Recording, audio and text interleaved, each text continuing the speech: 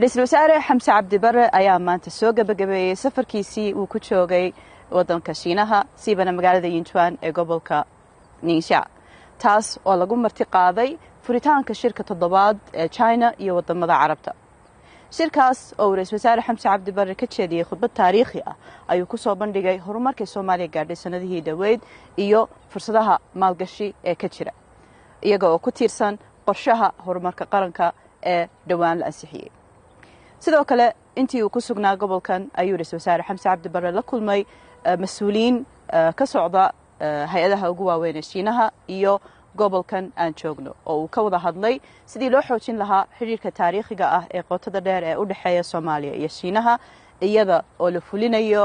go'aamadii ka soo baxay shirkii madaxweyne Xasan Sheekh Maxamuud iyo madaxweyne Xi Jinping ay yeesheen bishii 9aad ee sanadkiina soo dhaafay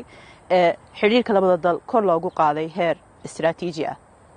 sidoo kale intii uu rئيسل wasaaruhu ku sugnaa gobolkan ayaa wuxuu la kulmay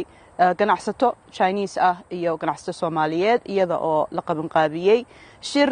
isu keenaya ganacsatada Soomaaliyeed ganacsatada Chinese ka lagu soo bandhigay kheyraadkii Soomaaliya hodan ku leedahay iyo fursadaha maalgashi ee ay iska kaashan karaan